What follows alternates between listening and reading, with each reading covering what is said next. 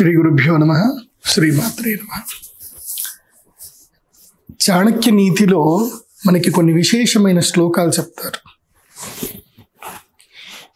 ఈ 5 విషయాలు గృహస్థుడు ఎవ్వరికీ చెప్పకూడదట. తన జీవితంలో జరిగే ముఖ్యమైన 5 విషయాలు గృహస్థుడు అంటే వివాహము చేసుకున్నటువంటి వ్యక్తి, అది స్త్రీ కావచ్చు పురుషుడు కావచ్చు, ఎవరైనా కావచ్చు, కానీ ఈ విషయాన్ని మాత్రం, ఈ 5 విషయాల్ని మాత్రం ఎవరికి చెప్పకూడదట. అది ఏమిటి అంటే ఇక్కడ ఒక శ్లోకంలో చెప్తారు మనకి. చాణక్య నీతి అనేది చాలా ముఖ్యమైనది మన జీవితంలో. ఈ చాణక్య నీతి ఎపిసోడ్స్ ఏవైతే ఉన్నాయో ఇవి మీరు సబ్స్క్రైబ్ చేసుకోండి. ఇవి సపరేట్గా ఒక ప్లేలిస్ట్ ఉంటుంది, చాణక్య నీతి అని ఒక ప్లేలిస్ట్ ఉంటుంది. ఆ ప్లేలిస్ట్లో టోటల్గా ఈ చాణక్య నీతికి సంబంధించిన శ్లోకాలు అర్థాలు అన్నీ ఉంటాయి అన్నమాట.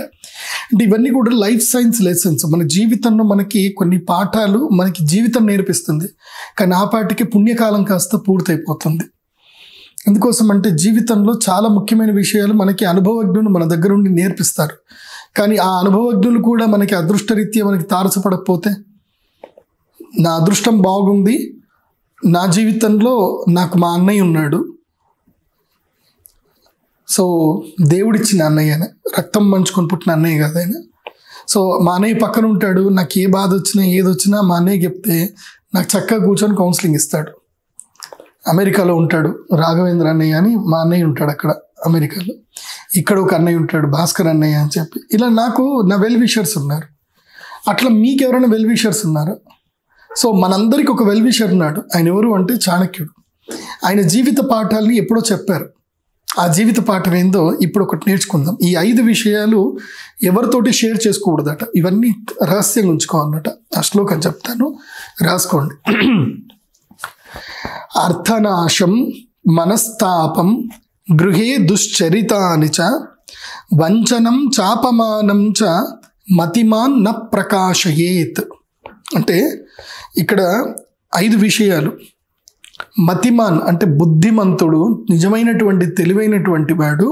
వాస్తవంగా గృహస్థుడు అని అంటారు, కానీ నేనేమంటాను అంటే ఇంట్లో జరిగినటువంటి ఈ 5 విషయాలు మాత్రం ఎవరికి చెప్పకూడదు.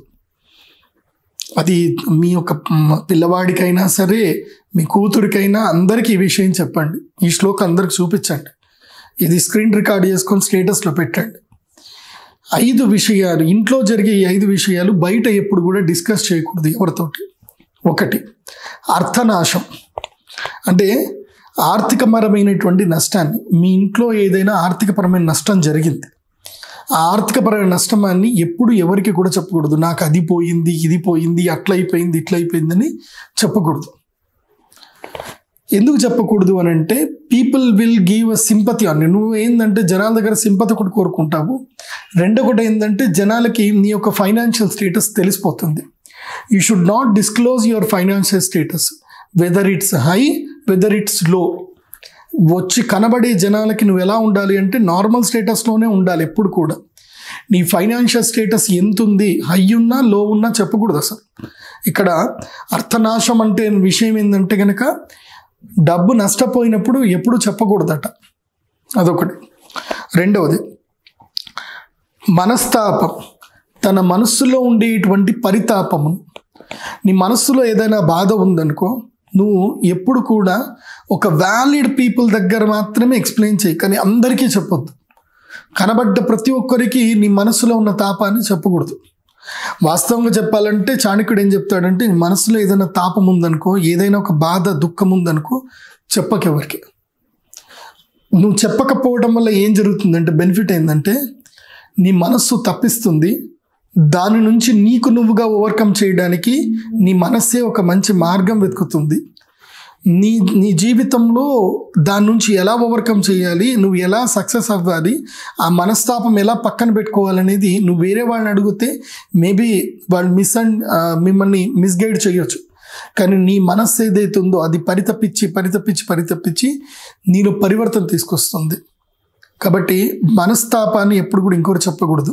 ఒకవేళ చెప్పామే అనుకో, వీడేమైనా సింపతి కోరుకుండా అనుకుంటారు, లేదంటే వాళ్ళు ఏదో సలహా ఇస్తారు, సో కొంతమంది మిమ్మల్ని క్యాష్ చేసుకుంటారు, ఇలాంటివన్నీ జరుగుతాయి అన్నమాట. కాబట్టి మనస్తాపం ఎవరికి చెప్పుకోకూడదు. అది మనమే నేచర్కి చెప్పుకోవాలి అంతే, మనస్సులోనే చూసుకుంటూ నేచర్కి చెప్పుకోవాలి. మెడిటేషన్ చేసుకొని నేచర్కి అది ఎక్స్ప్లెయిన్ చేసుకోవాలి. Nature will give you reflect, దానికి తప్పకుండా నీకు మంచి ఆన్సర్ ఇస్తుంది ప్రకృతి. మూడవది ఏంటంటే కనుక గృహే దుశ్చరితానిచ, ఇంట్లో ఏవైనా సరే గొడవలు జరిగాయి, ఇంట్లో జరిగిన గొడవలు ఎప్పుడు కూడా బయట చెప్పుకోకూడదు. ఎందుకోసం అంటే రేపు ఏ కష్టం వచ్చినా, రేపు మంచి అయినా చెడు అయినా, నువ్వు ఇంట్లో జరిగిన గొడవలు నువ్వు బయట చెప్పుకున్నావు అనుకో, the long term relation will be break. వినేటువంటి పబ్లిక్కి ఏమీ ఉండదు, హాయిగా వింటారు, నవ్వుతారు, వెళ్ళిపోతారు. కొంతమంది సలహాలు ఇస్తారు, అట్లా చెప్పుకోకూడదు, ఇంట్లో జరుగుతూ ఉంటాయి, మా ఇంట్లో లేవా, మీ ఇంట్లోనే జరుగుతున్నాయి అనుకుంటున్నావా అని చెప్పి కొంతమంది సలహాలు ఇస్తారు. కొంతమంది వీడు మంచోడు కాదను, లేకపోతే నీ భార్య మంచిది కాదను, నీ మొగుడు మంచి కాదను, మీ అత్తగారు మంచి కాదను, మీ మామ మంచిది కాదను, ఇలా కొంతమంది చెప్తారు.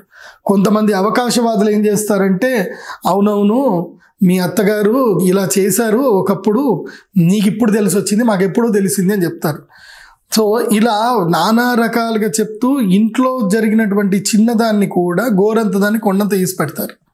కాబట్టి గృహే దుశ్చరితానిచ, if you seek the long term relationship, so ఇంట్లో జరిగినటువంటి చిన్న చితక గొడవల్ని కానీ ఎప్పుడు కూడా ఎవరికి చెప్పకు అని చెప్పి మనకి చాణక్యుడు చెప్తున్నాడు.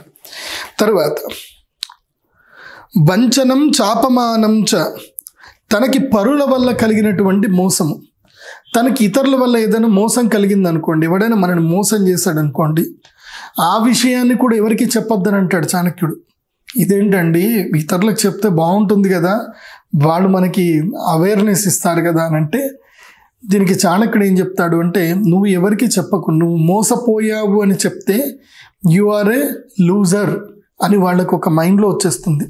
రేపు నీకు ఏదైనా ఆపర్చునిటీ ఇద్దామన్నా, ఏదైనా ఆఫర్ చేద్దామన్నా సరే, they never help you, they never suggest you, వాళ్ళు నీకు ఎవరిని కూడా రిఫరెన్స్ ఇవ్వరు, because you are a loser. So మోసపోవడంలోనే మనం ఆశపడ్డం అనేది ఉంటుంది, ఆశపడ్డేనే మోసపడతాం. సో మనం నమ్మితేనే మోసపోతాం. కాబట్టి ఈ మోసము ఏదైనా జరిగిందనుకోండి, ఇది ఎవరికి చెప్పకూడదు. అంటే ఎవరికి ఇన్ ద మీన్స్ ఇక్కడ ఏం చెప్తాను అంటే, విఘ్నులైనటువంటి వారికి మినహాయించి వేరెవరికి చెప్పకూడదు. విఘ్నులు అంటే మంచి లాట్ ఆఫ్ గుడ్ ఎక్స్పీరియన్స్ ఉన్నటువంటి వాళ్ళకి తప్ప వేరే ఎవరికి, కామన్ పీపుల్కి ఇవి డిస్కస్ చేయకూడదు.